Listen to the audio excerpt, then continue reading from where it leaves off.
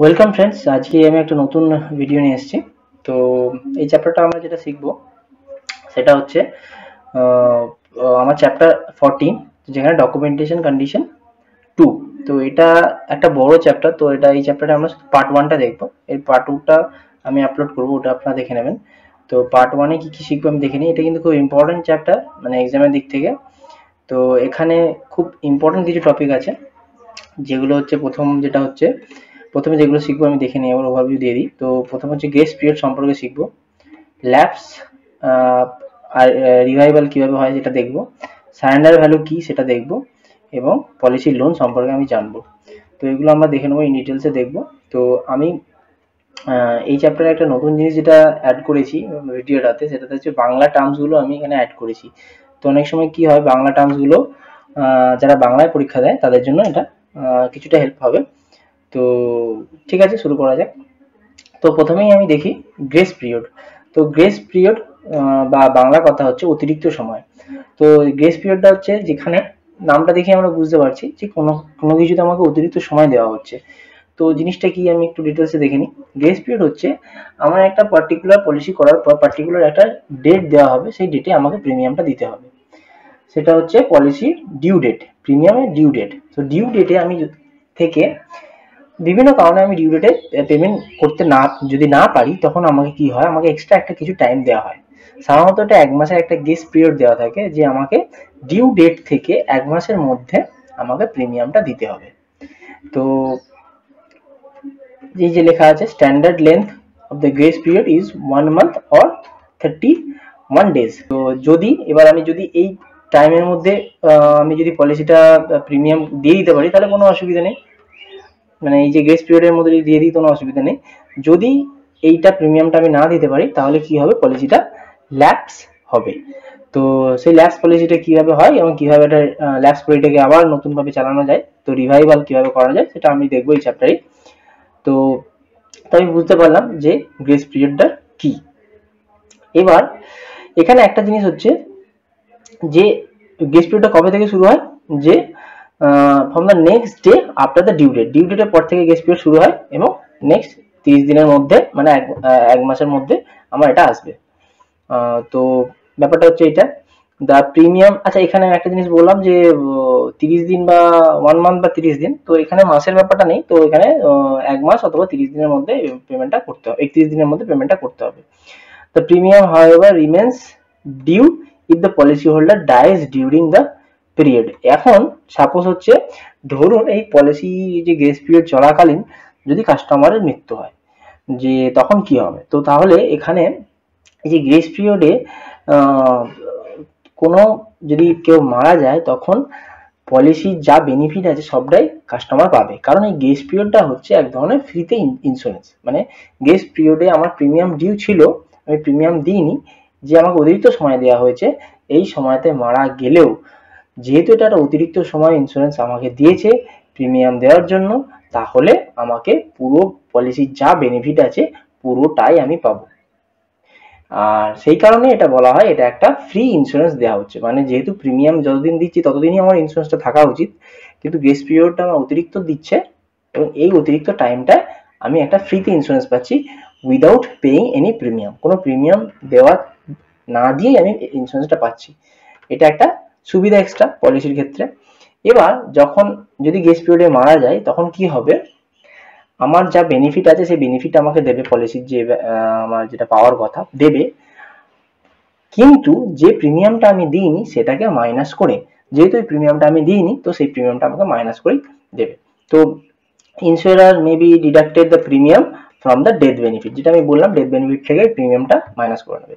If the premium remains unpaid even after the grace period, যদি grace পিরিয়ডের পরেও প্রিমিয়ামটা না দেওয়া হয়, তাহলে আমি যেটা বললাম, then considered lapsed, then the policy will be considered as lapsed policy, and company is not under the obligation pay the death benefit. Suppose আমার মানে কি হচ্ছে, যে পলিসি গ্রেস পিরিয়ডটা ক্রস করে যাওয়ার পর যদি আমার কোনো কিছু ডেথ হয় বা কোনো কিছু মিস হ্যাপেনিং হয়, তাহলে কিন্তু ইন্স্যুরেন্স কোম্পানি আমাকে কিচ্ছু দেবে না।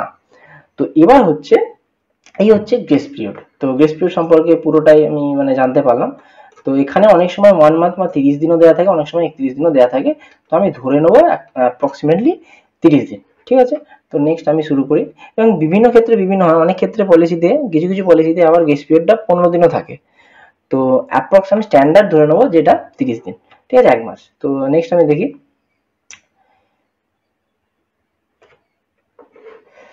in a sense that insurance, এই যে জিনিসটা আমি বললাম, in a sense the insured may thus be said to have a receive free insurance, কারণ এই সময় কোনো প্রিমিয়াম আমি দিচ্ছি না। তো এই যে টাইমটা আমাকে 1 মাস, এটাকে আমি ফ্রিতে আমাকে ইন্স্যুরেন্সটা আমি উপভোগ করতে পারবো উইদাউট পেইং এনি প্রিমিয়াম। তো ডিউরিং দ্য গ্রেস পিরিয়ড, তো যেটা আমি বললাম, তো এই দিকটা ইম্পর্টেন্ট। কোশ্চেন আসতে পারে এখান থেকে, এরকম ভাবে মানে ঘুরিয়ে বিভিন্ন ভাবে কোশ্চেন আসবে। এবার আমি দেখব যে আমার পলিসিটা এবার আমি গ্রেস পিরিয়ডের মধ্যে প্রিমিয়াম দিই। তো গ্রেস পিরিয়ড ক্রস করে গেছে, তাহলে আমার পলিসিটা রীতিমতো ল্যাপস হয়ে গেছে। এবার এই ল্যাপস পলিসি, বাংলাকে বলা হয় এটা বিচ্যুতি। তো এই ল্যাপস পলিসিকে আমাকে পুনরায় রিভাইভাল করতে হবে। রিভাইভাল মানে যেটা বাঁচানো, এটা হচ্ছে পুনঃপ্রবর্তন, পলিসিটাকে নতুন করে বাঁচানো বা পুনর্বহাল। এটাকে রিইনস্টেটমেন্টও বলা হয়, রিভাইভালও বলা হয়। তো যেটা আমি বলবো, তো রিভাইভালও বলতে পারি, রিইনস্টেটমেন্টও বলতে পারি। আমি সাধারণত ইংলিশ টার্মটার উপর বেশি জোর দেবো, কারণ আমার পলিসির ক্ষেত্রে ইংলিশ টার্মটাই কাজে লাগবে সব দিক থেকে। তো এক্সাম পারপাসে যারা বেঙ্গলিতে দিচ্ছে তাদের জন্য আমি জাস্ট টার্মটা বলছি, কিন্তু এই টার্মটা কিন্তু ব্যবহার করা হয় না। এবং মজার বিষয়, এই টার্মটা যদি আমি ব্রাঞ্চে গিয়ে বলি কেউ বুঝতেই পারবে না। মানে ইন্স্যুরেন্সের যদি অর্গানাইজেশন আমি যদি বিচ্যুতি কথাটা বলি, কেউ এর কথাটার অর্থই বুঝতে পারবে না, কিন্তু ল্যাপস বললে সবাই বুঝতে পারবে। তো এই জিনিসগুলো কিন্তু ইংরেজি টার্মগুলো আমাকে বেশি করে দেখতে হবে। তো গুড নিউজ যে আমি যেটা বললাম যে পলিসি যদি ল্যাপস হয়ে যায়, একটা ভালো জিনিস যে পলিসিটাকে আমি নতুন করে রিভাইভাল করতে পারবো, এবং রিভাইভালের কিছু সার্টেন কন্ডিশন আছে, সেইগুলো আমি দেখব। তো good news is that the practically all the permanent life insurance contract permits the reinstatement, revival করতে allow করছে IRDAI গাইডলাইন্স অনুযায়ী। প্রত্যেকটা আমি পলিসিকে রিভাইভাল করতে পারবো। তো reinstatement is the process by which the life insurance company puts back into the force a policy that has either been terminated because of non-payment of premium or has been continued under one of the non-forfeiture provision। মানে হচ্ছে এখানে হচ্ছে যেটা আমি বললাম যে রিভাইভালটা আমাকে একটা সুযোগ দেয় যে আমার সমস্ত রকম যে ল্যাপস পলিসিগুলোকে পুনরুদ্ধার করার জন্য। It can be completed by only under the certain condition. এটা কখনই একটা কিছু সার্টেন কন্ডিশন হলে তবে এটা করা যাবে। তো কন্ডিশনগুলো আমি দেখে নিই। এখানে কি বলছে, no increase in risk for insurance. Suppose দেখা গেল আমি যখন একটা রিভাইভাল করব, ইন্স্যুরেন্স কোম্পানি দেখবে যে রিভাইভাল করার সময় যেন মানে প্রিমিয়াম দেওয়ার লাস্ট যখন দিয়েছে সেটাকে বলা হয় ফার্স্ট আনপেড প্রিমিয়াম, মানে FUP বলা হয়। এই টার্মটাও important, FUP, first unpaid premium. তো যবে থেকে FUP হয়েছে, ফার্স্ট আনপেড প্রিমিয়াম হয়েছে, এবং যখন সে রিভাইভাল করতে চাইছে, ইন বিটুইন সেই কাস্টমারের কোনো রিস্ক ফ্যাক্টর ইনক্রিজ করেছে কিনা। সাপোজ দেখা গেল ইন বিটুইন কাস্টমারের একটা কোনো মেডিকেল কোনো মানে সার্জারি হয়েছে, তো তাহলে তার তো রিস্ক বেশি হয়ে যাচ্ছে। তো এই জিনিসটা ইন্স্যুরেন্স কোম্পানি দেখবে যে যাতে মানে ফার্স্ট আনপেড প্রিমিয়াম থেকে তার জন্য কোনো রিস্কের কোনো ইনক্রিজ না হয়। যদি ইনক্রিজ হয় তাহলে কিন্তু এটাকে রিভাইভাল করা যাবে, কিন্তু প্রিমিয়াম তখন বেড়ে যাবে। তো এই জিনিসটা আমাকে দেখতে হবে যে এটা শর্ত হচ্ছে যে আমাকে রিস্কটা যেন কোনো রকম ভাবে ইনক্রিজ না হয়। তো revival of A policy can not result in an increase in risk. তো রিস্কটা আমি ইন্স্যুরেন্স কোম্পানি দেখবে না।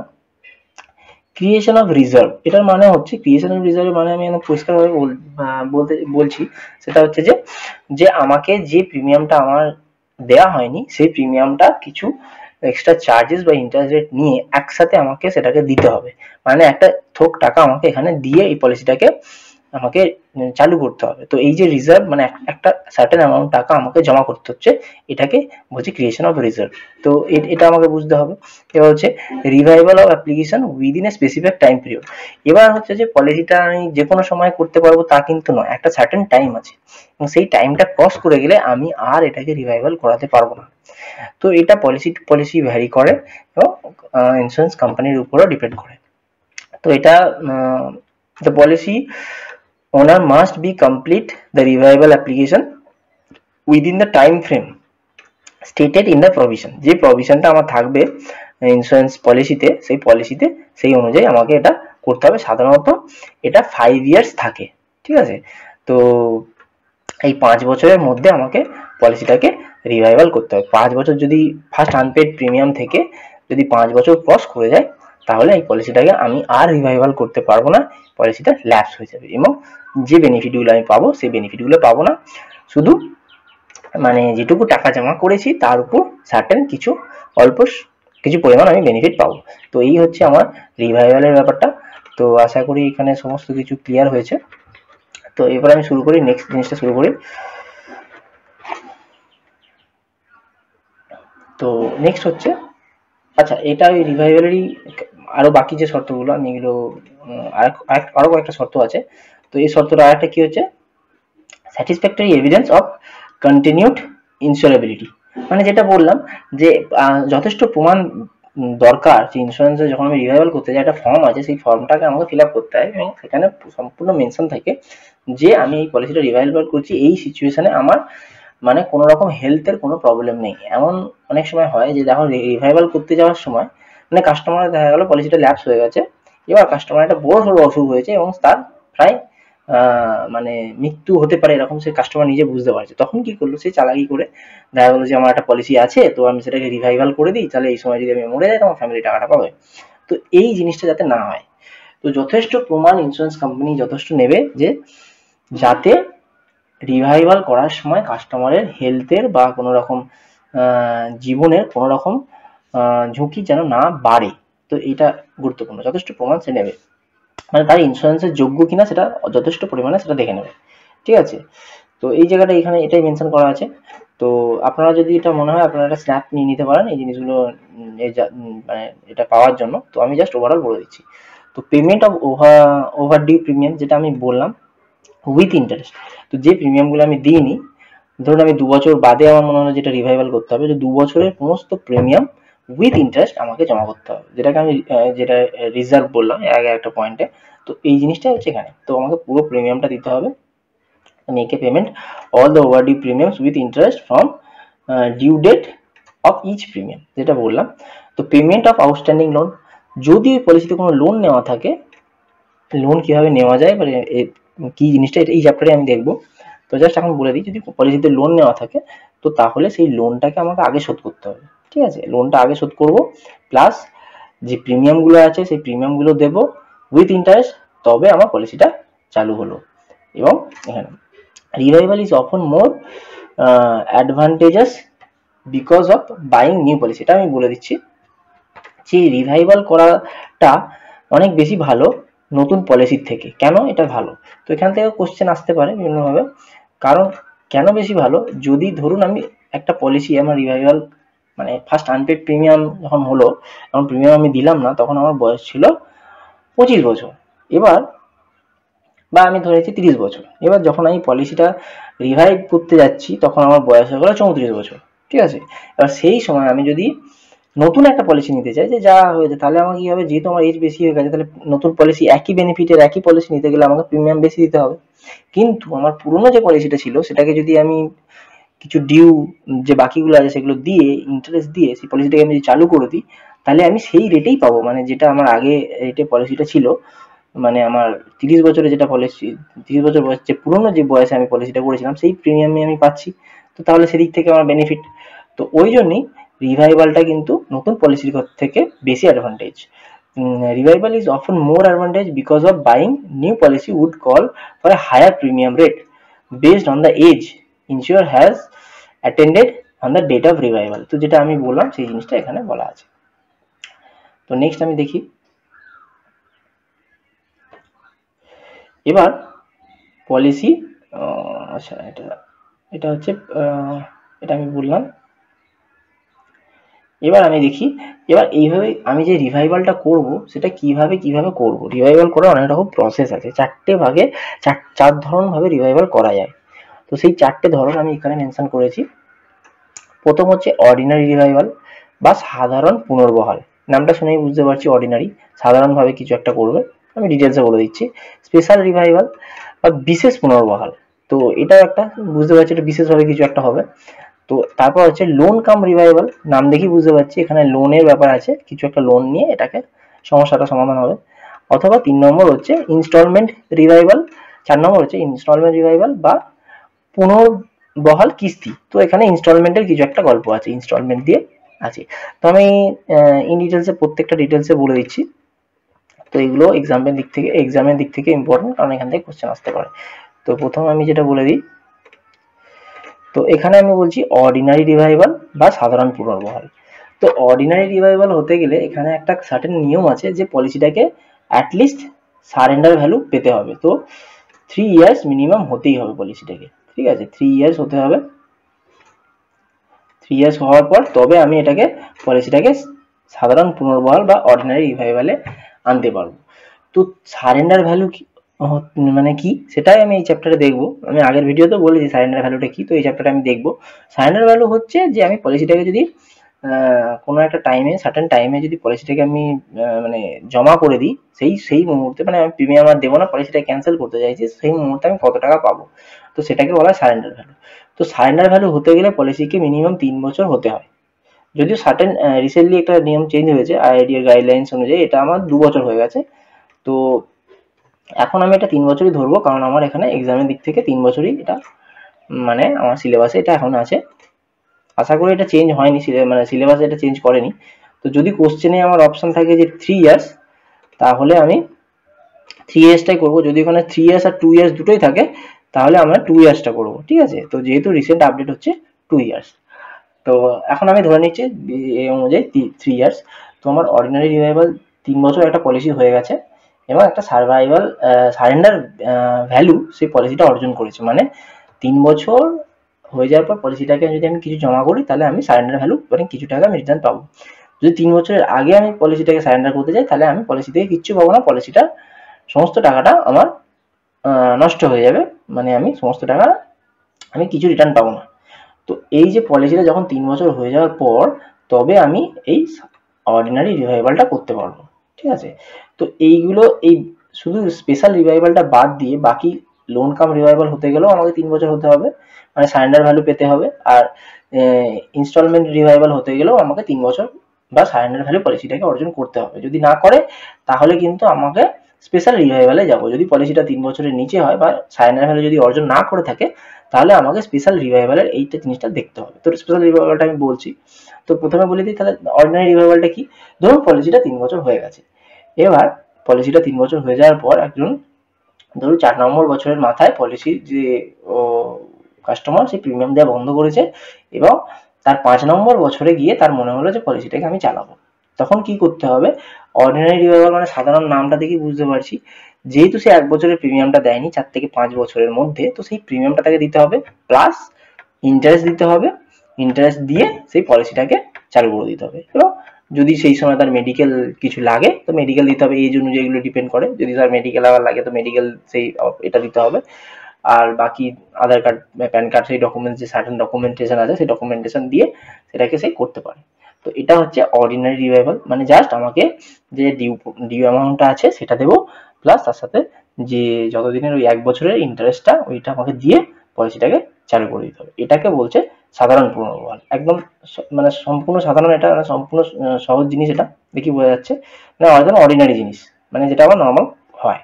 এবার আমি যেটা দেখবো সেটা হচ্ছে স্পেশাল রিভাইভাল। স্পেশাল রিভাইভালে নামটা দেখেই বুঝতে পারছি এটা স্পেশাল, মানে এটা স্পেশাল কিছু হবে আমার এখানে। যেহেতু এই পলিসিটাতে আমার 3 বছর হয়নি, 2 বছর পলিসি বা 1 বছরের পলিসি, 3 বছরের নিচে, মানে সারেন্ডার ভ্যালু পাইনি, ঠিক আছে। সারেন্ডার ভ্যালু যদি না পেয়ে থাকে, তাহলে আমাকে স্পেশাল রিভাইভাল করতে হবে। স্পেশাল রিভাইভাল এটা বিশেষ রিভাইভাল বাংলাতে যেটা বলছে। এখানে কি হয়, আমি একটা উদাহরণ এখানে দিয়েছি, যেটা হচ্ছে এক্সাম্পল অফ স্পেশাল রিভাইভাল। এই উদাহরণটা আমি, সাপোজ একটা ব্যক্তি 40 বছরে একটা পলিসি করেছে, 40 বছর যখন বয়স, সে পলিসি ফার্স্ট প্রিমিয়াম দিয়েছে, ঠিক আছে। এবার 42 বছর বয়সে সে প্রিমিয়াম দেওয়া বন্ধ করেছে, মানে 40-এ দিয়েছে, 41-এ দিয়েছে, 42-এ সে প্রিমিয়াম দেওয়াটা বন্ধ করে দিয়েছে, 42-এর প্রিমিয়ামটা সে জমা পড়েনি। বা সাপোজ ধরেছি 42-এও প্রিমিয়াম দিয়েছে, মানে 2 বছর দিয়েছে, 2 বছর যদি দিয়ে দেয়, 42তম বছর মানে হ্যাঁ 3 নম্বর এটা প্রিমিয়াম হচ্ছে, তাহলে 41 এ 40 এ দিয়েছে, 41 এ দিয়েছে, দুটো প্রিমিয়াম দিয়েছে এবং সে 42 এর প্রিমিয়ামটা দেয়নি। ঠিক আছে, তো 2 বছরের প্রিমিয়াম হয়েছে, 2 বছরে তার প্রিমিয়ামটা হয়েছে। এবার সে 3 নম্বর বছরে গিয়ে তার মনে হলো আমি পলিসিটাকে আবার চালাবো, মানে 3 নম্বর বছরে গিয়ে তার মনে হলো যে আমি পলিসিটাকে আবার নতুন করে রিভাইভ করবো। তাহলে তখন কি হবে, যেহেতু পলিসিটা 2 বছর দিয়েছি তাই এটা সারেন্ডার ভ্যালু অর্জন করেনি, পলিসিটা আমি ordinary revival, loan cum revival, installment revival এই কোনোটাই আমি করতে পারবো না। আমাকে করতে গেলে স্পেশাল রিভাইভাল যেতে হবে। তো স্পেশাল রিভাইভালে কি করা হয়, এখানে যখন আমি 42তম বছরে গিয়ে আমি বলবো যে আমি পলিসিটা আমি রিভাইভাল করতে চাইছি। আচ্ছা, এখানে ধরে নিচ্ছি পলিসিটা আমার 20 বছরের পলিসি ছিল, আমার 60 বছরে গিয়ে আমি পলিসিটার ম্যাচুরিটি পেতাম। এখানে আমি 60 বছরে একটা থোক টাকা আমি ম্যাচুরিটি হিসাবে এই 60 বছর বয়সে গিয়ে আমি পাবো। এবার যেহেতু আমি 2 বছর দিয়েছি, 40তম বছর এবং 41তম বছর আমি যেহেতু দিয়েছি এবং 42তম বছরে এসে আমার মনে হলো পলিসিটা রিভাইভাল করব, তাহলে কি হবে, স্পেশাল যেহেতু এটা সারেন্ডার ভ্যালু অর্জন করেনি, তাহলে এই পলিসিটাকে কাট করে দেওয়া হয়। মানে যে প্রিমিয়ামগুলো আমি দিইনি, মানে পুরো এই যে প্রিমিয়ামটা আমার জমা পড়েনি, এই পলিসিটাকে আমি এই অংশটা কেটে দেবো। মানে বাদ দিয়ে দিয়ে পলিসিটাকে আমি ধরে নেবো যে পলিসিটা 42তম বছর থেকেই শুরু হচ্ছে, 42তম বছর থেকেই শুরু হচ্ছে, মানে এর বিওসিটা, তো বিওসিটা এর 42তম বছর হয়ে যাবে, মানে এর পলিসিটা শুরু হবে 42তম বছর থেকে। এটা আমি ধরে নেবো যে পলিসিটা আমার 40 বছর থেকে শুরু হয়নি, তখন পলিসিটা এখান থেকে শুরু হবে 42 থেকে 60, পলিসিটা ছোট হয়ে গেল, মানে যেটুকু আমি দিইনি সেটুকু কেটে দিলাম পলিসিটা। এবার আমি যেহেতু 40 বছরে দিয়েছি, 42 বছরে দিয়েছি এবং পলিসিটা যেহেতু ছোট হয়েছে, এর নতুন একটা প্রিমিয়াম সেট হয়ে যাবে। পলিসিটা যেহেতু ছোট করে দিয়েছি, পলিসির প্রিমিয়ামটা সেট হয়ে গেল, আর আমি আগে দুটো প্রিমিয়াম দিয়েছি। এবার দেখা গেল যে নতুন পলিসিটাতে করলাম, সেই পলিসিটাতে প্রিমিয়ামটা আগে যে পলিসিটা ছিল তার থেকে একটু বেশি হচ্ছে, বা আগে যে দুটো প্রিমিয়াম জমা পড়েছে সেই দুটো যোগ করে যা প্রিমিয়াম আসছে সেটার থেকে নতুন পলিসিটাতে প্রিমিয়াম বেশি হচ্ছে। তাহলে কি করতে হবে, আমাকে যে এক্সট্রা বেশি যেটা হচ্ছে সেই টাকাটাকে আমাকে জমা করে দিতে হবে 42তম বছরে, দিয়ে পলিসিটাকে নতুন একটা পলিসি হিসাবে এটাকে চালু করা হবে। তো এটাকে বলা হয় স্পেশাল রিভাইভাল। আশা করি এটা বোঝাতে পেরেছি। আমি আরেকবার একটুখানি বলে দিই। ধরুন পলিসিটা আমার 42তম বছরে উনি পলিসিটাকে নতুন করে চালু করতে চাইছেন, তাহলে যেহেতু উনি 40 থেকে 42-এ কোনো প্রিমিয়াম দেননি, তাহলে এই অংশটা আমি কেটে বাদ দিয়ে দেবো পলিসি থেকে, এবং পলিসিটা যেহেতু 20 বছরের পলিসি ছিল, এটা কেটে ছোট করে পলিসিটাকে আমি 18 বছরের পলিসি করে দিলাম, 2 বছর বাদ চলে গেল। এখান থেকে পলিসিটা 42 থেকে 60 পর্যন্ত পলিসিটা চলবে, ম্যাচুরিটি সেই 60-এই দেবে। যেহেতু পলিসিটাকে আমি নতুন করে রিডিজাইন করে পলিসিটাকে আমি কাস্টমারকে দেবো, এখানে পলিসিটাতে যেহেতু রিডিজাইন করেছি প্রিমিয়ামটা চেঞ্জ হয়ে যাবে, এবং যেহেতু এজও বেড়ে গেছে প্রিমিয়ামটা বাড়বে। যদি দেখা যায় এই নতুন পলিসিতে প্রিমিয়ামটা আগের দুটো যে প্রিমিয়াম আমি দিয়েছি সেই দুটো যোগ করে যে প্রিমিয়াম আসছে তার থেকে বেশি আসছে, তাহলে বেশি যতটুকু বেশি আসে সেই প্রিমিয়ামটা দিয়ে আমি ফার্স্ট ইয়ার প্রিমিয়াম হয়ে গেল 42তম বছরে নতুন পলিসিতে, তো পলিসিটা চালু করে দিলাম। এটা হতে পারে। অথবা যদি দেখা যায় যে আগের দুটো যোগ করে কিছু প্রিমিয়াম, মানে নতুন যে পলিসিটাতে প্রিমিয়ামটা কম হচ্ছে, তাহলে যে এক্সট্রা যে টাকাটা থাকছে সে টাকাটা কাস্টমার ফেরত পেয়ে যাবে। মানে সিম্পল জিনিস। তো এটা আমি আশা করি বোঝাতে পেরেছি। তো যদি কোনো মানে থাকে, আমাকে ডাউট থাকে, তাহলে কমেন্টে অবশ্যই লিখে আমাকে জানাবেন। তো এই হচ্ছে আমার স্পেশাল রিভাইভাল পলিসি, যে পলিসিটা 3 বছর হয় না, যে পলিসিটা সারেন্ডার ভ্যালু অর্জন করে না, তো তার ক্ষেত্রে স্পেশাল রিভাইভাল হয়। তো এখন যেহেতু এটা মানে আইআরডি এর গাইডলাইন্স অনুযায়ী 3 বছরটা 2 বছর হয়ে গেছে, ঠিক সেম অনুযায়ী এটা মানে বাকি জিনিসগুলো একই হয়ে যাবে। তো আমি 3 বছর হিসেবেই ধরছি। তো এটা এখন 2 বছর হয়ে গেছে, অসুবিধা নেই। তো সেম জিনিসটা যদি 2 বছরের মধ্যে হয় তো সেম জিনিসটাই হবে। তো এই হচ্ছে ব্যাপার। এখানে এক্সাম্পলটা সেটাই বলা আছে, এখানে পুরোপুরি জিনিসটা আমি দিয়েছি। আপনারা চাইলে এটা স্ন্যাপ তুলে নেবেন বা ভিডিওটা পজ করে আবার দেখে নেবেন। তো রিভাইভাল বলেছি, স্পেশাল রিভাইভাল বলেছি। এবার আমি যেটা বলবো লোন কাম রিভাইভাল। তো এখানে কি হয়, লোন কাম রিভাইভালের নামটা দেখে আমি বুঝতে পারছি যে এখানে কিছু লোন দেওয়া হচ্ছে। ধরুন পলিসিটাতে আমি এই যে উদাহরণটা নিয়েছি, এই উদাহরণটাতেই আমি দেখাচ্ছি। ধরুন এখানে পলিসিটার আমি 42, তো এখানে আমি ধরে নিচ্ছি 50তম বছর। 50তম বছরে এসে আমার প্রিমিয়াম আর দিতে পারিনি, ঠিক আছে, প্রিমিয়াম দিতে পারিনি, কোনো রকম ফাইন্যান্সিয়াল প্রবলেম হয়েছে। এবার আমার এখান থেকে আমি 52তম বছরে আমার মনে হলো পলিসিটাকে আবার চালাবো, যেহেতু আমার এতদিন ধরে পলিসিটা চলেছে, আমার 52তম বছরে আমার ফাইন্যান্সিয়াল মানে প্রবলেমটা সলভ হয়েছে এবং আমি চাইছি পলিসিটাকে আবার চালাবো। তখন আমি কি করব, তখন মেইন জিনিসটা যেটা আমি করব সেটা হচ্ছে, যেহেতু আমার পলিসিটা এতদিন চলেছে, 40 থেকে 50 বছর পর্যন্ত চলেছে, 10 বছর প্রায় চলেছে, এবং এখানে একটা ভালো রকম সারেন্ডার ভ্যালু জমেছে, তাহলে এখানে আমি করতে পারি কি, এই যে টাকাটা আমার জমেছে, এবার আমি যখন 52তম বছরে যখন প্রিমিয়াম দিতে যাবো, যে তাহলে আমার এই যে গ্যাপটা, যে প্রিমিয়ামটা আমি দিইনি, সেই প্রিমিয়ামটাকে আমাকে দিতে হবে। এখন দেখা যাচ্ছে এই প্রিমিয়ামটা দেওয়ার মতো আমার সামর্থ্য নেই, তাহলে এই পলিসিটার মানে এই টাকার যে টাকাটা আমার জমেছে, সেখানে আমি একটা সার্টেন অ্যামাউন্ট লোন নিয়ে নিলাম, মানে ইন্স্যুরেন্স কোম্পানির কাছ থেকে আমি লোনের আবেদন করলাম, সেই আবেদন করে সেই লোনের টাকা থেকে আমি এই প্রিমিয়ামটা দিলাম, ঠিক আছে, এবং এক্সট্রা প্রিমিয়ামটা দেওয়ার পরে যদি কিছু টাকা পড়ে থাকে, সেটা আমি এক্সট্রা হিসাবে আমার কাস্টমারের অ্যাকাউন্টে পাঠিয়ে দেওয়া হবে।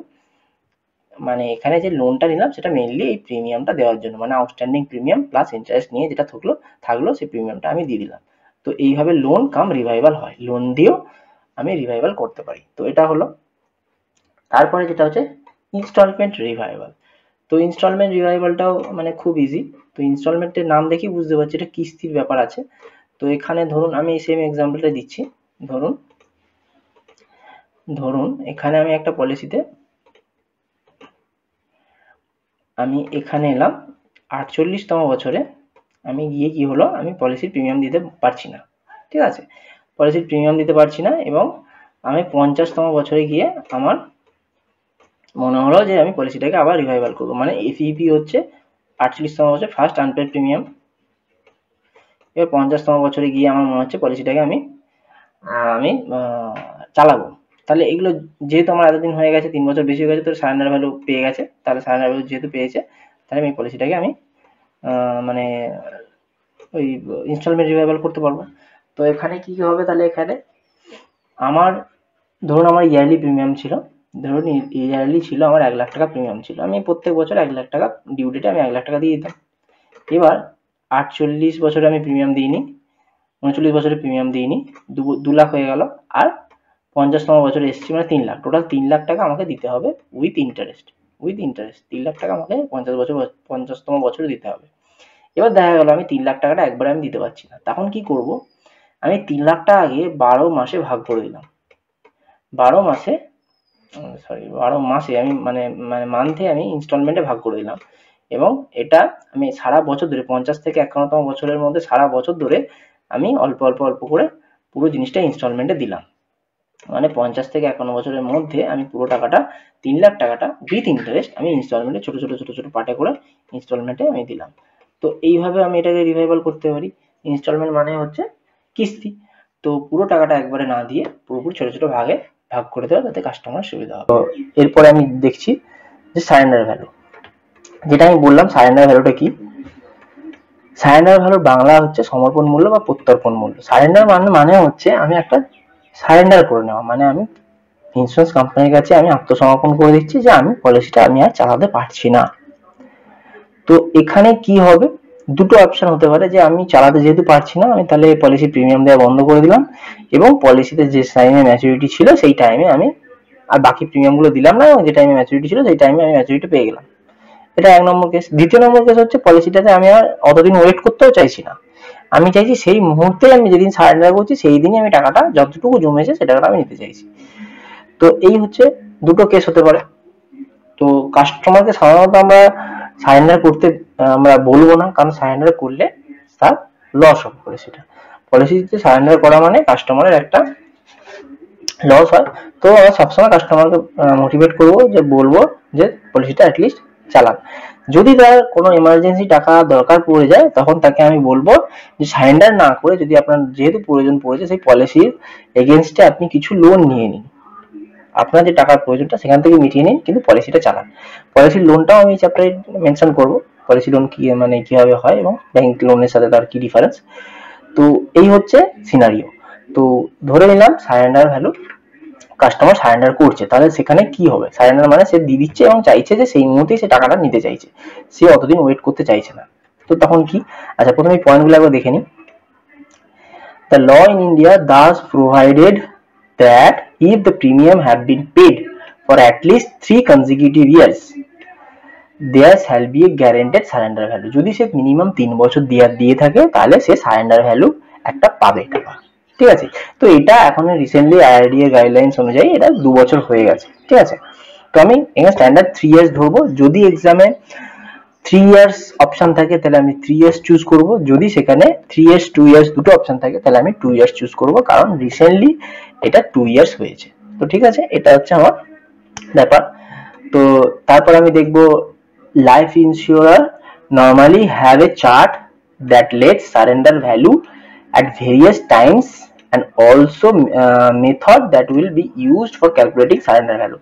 তো প্রত্যেকটা পলিসিতে আমার একটা সার্টেন টাইমের পর কত সারেন্ডার ভ্যালু হবে একটা চার্ট দেওয়া থাকে। ঠিক আছে? তো 3 নম্বর বছরে কত সারেন্ডার ভ্যালু হবে, 4 নম্বর বছরে কত সারেন্ডার ভ্যালু হবে, 5 নম্বর বছরে কত সারেন্ডার ভ্যালু হবে, পলিসি করার সময় আমি মোটামুটি একটা চার্ট আমি পেয়ে যাব। তো সেই চার্ট অনুযায়ী আমি পলিসির সারেন্ডার ভ্যালুটা পাবো। ঠিক আছে? তো what the policy holder ultimately receives is a net surrender value, যেটা আমি আলটিমেটলি ফাইনালি পাচ্ছি সেটা net surrender value, and surrender value is a percentage of paid up value. তো এই পেড আপ ভ্যালুটা কি, এই কনসেপ্টটা আমি একটু বোঝানোর জন্য আমি আগের উদাহরণে একবার যাচ্ছি। আচ্ছা, এখানে আমি এই যে পলিসিটা নিয়েছিলাম, আচ্ছা এগুলো একটু মুছে দিই। আমি এই পলিসিটা নিয়েছিলাম, এখানে আমার একটা পলিসি ছিল, এটা আমি নর্মাল একটা উদাহরণ নিচ্ছি যে 20 বছরের একটা পলিসি, সে 40 বছর থেকে 60 বছর পর্যন্ত দিচ্ছে এবং 60 বছরে গিয়ে সে একটা টাকা অ্যামাউন্ট পেয়ে যাচ্ছে। ঠিক আছে? এটা আমি ধরে নিচ্ছি একটা নর্মাল পলিসি। এবার দেখা গেল পলিসিটা সে 40-এ দিয়েছে, 41-এ দিয়েছে, 42-এ দিয়েছে, 44-এ দিয়েছে, 43-এ দিয়েছে, সরি 43-এ দিয়েছে। এবার এই 43-এ দেওয়ার পর সে আর পলিসিটাকে কন্টিনিউ করতে পারছে না। ঠিক আছে? তো দুটো অপশন সারেন্ডার ভ্যালু অনুযায়ী, আইদার আমি 43-এ পুরো টাকাটা নিয়ে নেবো, সেই চার্টে যতটা আছে যতটা আমি দিয়েছি সেই অনুযায়ী টাকা পেয়ে যাব, অথবা আমি প্রিমিয়াম দেওয়া বন্ধ করে দিলাম, এখান থেকে যেহেতু দিতে পারছি না, পলিসিটা ল্যাপস হয়ে গেল এবং ল্যাপস হয়ে যাওয়ার পর এই যে 60 বছর বয়সে আমার পলিসিতে যেহেতু আমি 40, 41, 42, 43 মানে 4 বছর দিয়েছি, 40, 41, 42, 43 4 বছর দিয়েছি প্রিমিয়াম। তো 4 বছরের প্রিমিয়ামে যেটা দিয়েছি তার অনুযায়ী 20 বছর দেওয়ার কথা ছিল, 4 বছর দিয়েছি এবং সেই অনুযায়ী তাহলে আমি পুরোটা যেহেতু দিইনি, তো সেই অনুযায়ী 4 বছরের যে অনুযায়ী আমার রিটার্ন হওয়া উচিত সেই অনুযায়ী অনুপাতে আমি শেষে গিয়ে টাকাটা পেয়ে যাব। ঠিক আছে? এবার যদি ধরে নিচ্ছি আমি প্রত্যেক বছর, আমি উদাহরণের জন্যই বলছি, আমি প্রত্যেক বছর প্রিমিয়াম দিচ্ছি 1 লাখ টাকা করে। ঠিক আছে? প্রত্যেক বছর আমি প্রিমিয়াম দিচ্ছি 1 লাখ টাকা করে। তো আমি 4 বছরের প্রিমিয়াম দিয়েছি, তো 4 বছরের প্রিমিয়াম দিয়েছি 4 লাখ টাকা। 4 লাখ টাকা প্রিমিয়াম দিয়েছি, দেওয়া উচিত ছিল আমার 20 লাখ টাকা, তো 4 লাখ টাকা প্রিমিয়াম দিয়েছি এবং এই 4 লাখ টাকার এগেনস্টে আমার লাস্টে আমি ম্যাচুরিটি ভ্যালু পাবো, ধরে নিচ্ছি আমি 6 লাখ টাকা। সাপোজ আমি উদাহরণের জন্যই বলছি 6 লাখ টাকা, আমি মানে কোনো পলিসির সাথে কোনো নির্ভরশীল নয়, এটা আমি জাস্ট এক্সাম্পলের জন্য বলছি। ঠিক আছে? এটা কত পাবো তার কোনো নেই, আমি জাস্ট এক্সাম্পলের জন্য বোঝানোর জন্য এটা বলছি। ধরে নিচ্ছি আমি যদি কিছু না করি, পলিসিতে কোনো রকম না করি, তাহলে আমি শেষে পলিসি 4 বছর দেওয়ার পর আমি 6 লাখ টাকা পেলাম, 4 লাখ টাকা দিয়ে 6 লাখ টাকা পাচ্ছি। এবার যদি আমি কিছু না করি, মানে আমি যদি না টাকাটা এখনই নিতে চাই, তো এবার সাপোজ কাস্টমার টাকা এমার্জেন্সি আছে, সে চাইছে যে আমি 4 নম্বর বছরে আমি টাকাটা আমার পুরো যা জমেছে 4 লাখ টাকা আমি সেটাই নিয়ে নেবো, তাহলে তখন কি হয়? তো কাস্টমারকে জেনারেলি এই সিচুয়েশনে কাস্টমারকে আমরা গাইড করব যে আপনারা এই জিনিসটা করবেন না, আপনার যদি এই সময় প্রয়োজন পড়ে যে টাকাটা জমেছে তার উপরে পলিসি লোন নিয়ে নিন। ঠিক আছে? পলিসিটা যেমন চলছে চলতে দিন এবং সেই লোনটা আপনার এখনকার যে এমার্জেন্সিটা হয়েছে সেখান থেকে লোন থেকে আপনি মেটান। তো লোনের ডিটেলস আমি বলছি। তো যদি কাস্টমার না শোনে তাকে বলে যে আমি সারেন্ডার করবোই, তাহলে সারেন্ডার তাকে 43 বছর বয়সে 43তম ইয়ারে তাকে সারেন্ডার মানে পলিসিটা সে একদম ক্যান্সেল করতে চাইছে, তাহলে কি হয়? এই 6 লাখ টাকাকে আমি যদি চলতে দিতাম 60 বছরে যেটা পেতাম, সেই 6 লাখ টাকাটা প্রেজেন্ট ভ্যালু বার করা হয় আজকের ডেটে কত ভ্যালু হচ্ছে, তো সেই ভ্যালু এটাকে বলা হয় পেড আপ ভ্যালু। মানে এই 6 লাখ টাকাকে আমাকে রিডিউস করে আজকের দিনে সেটা কত টাকা হচ্ছে, যেটা 10 মানে আমি 60 বছর বাদে যেটা 6 লাখ টাকা পেতাম সেটাকে আজকের দিনে করলে কত টাকা হয় সেটাকে paid up, reduced paid up বলা হয়। তো এটা কিন্তু এই 4 লাখ টাকাটা দিয়েছি এর থেকেও কম হয়।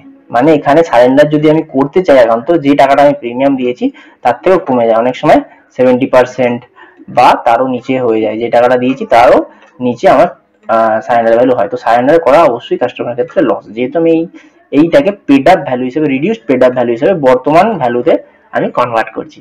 তো এইটাকে বলা হয় paid up value, reduced paid up value. তো সারেন্ডার করাটা ওই জন্য কাস্টমারকে সবসময় আমরা রেকমেন্ড করব যাতে সে সারেন্ডার না করে। তো আশা করি এই জায়গাটা ক্লিয়ার হয়েছে। যদি কোনো কনফিউশন থাকে অবশ্যই কমেন্টে আমাকে জানাবেন। তো আমি নেক্সটে চলে যাই। তো নেক্সট যেটা আমি বললাম যে সারেন্ডার ভ্যালু, এই জিনিসটা আমি বলে দিয়েছি। এবার আমি যাই পলিসি লোন সম্পর্কে। পলিসি লোনটা আমি যেটা আমি বললাম, পলিসি লোন, সরি,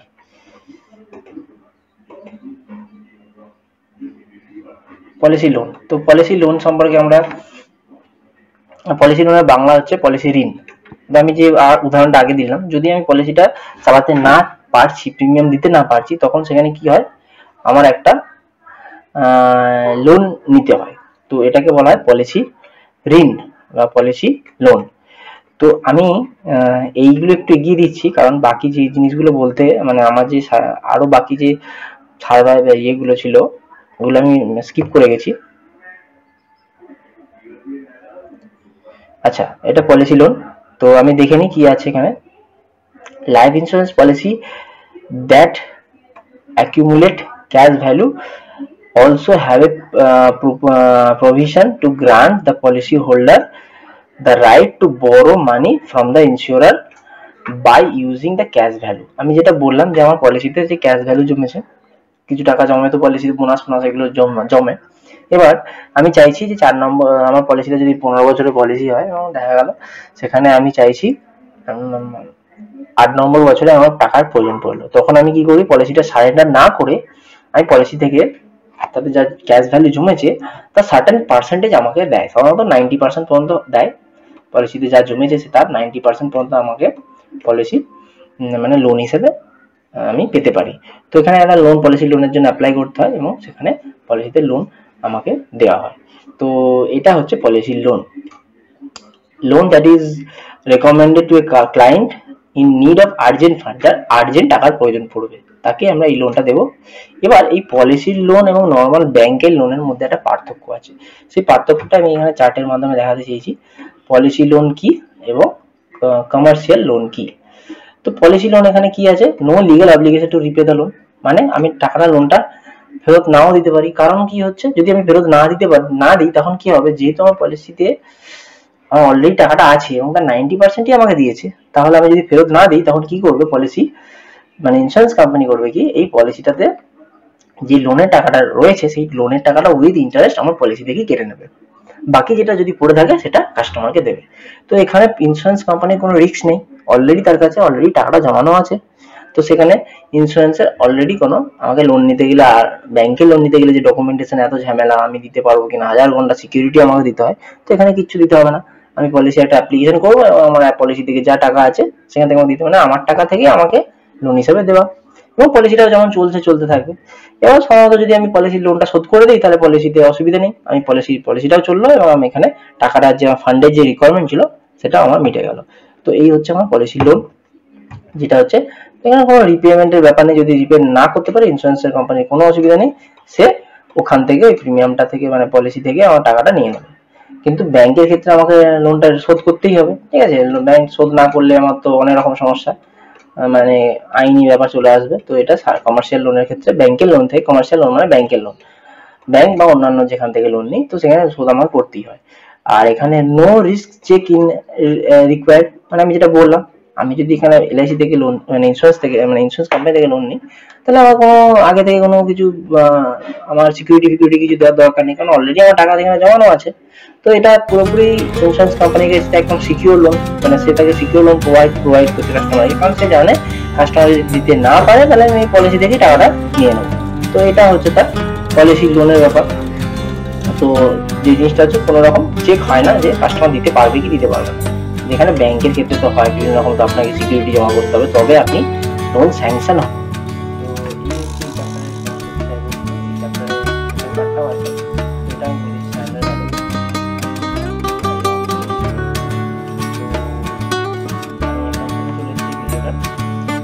তো আশা করি আপনার এই ভিডিওটা ভালো লেগেছে। যদি ভালো লেগে থাকে তাহলে অবশ্যই আমার এই চ্যানেলটাকে সাবস্ক্রাইব করুন, আর এই সংক্রান্ত ভিডিও আরও আপনি আমার চ্যানেলে আপলোড করবো, তো এগুলো অবশ্যই দেখতে থাকুন। আর আপনার মনে হলে এটা আপনাদের বন্ধু বান্ধবদের শেয়ার করুন, আর যারা এই প্রফেশনে আসতে চাইছে তাদেরকে তো এই ভিডিওটা অবশ্যই শেয়ার করুন। আর এই সংক্রান্ত সমস্ত ডিটেলস জানতে আপনি আমার এই দেওয়ার নাম্বারে অবশ্যই আমার সাথে যোগাযোগ করুন।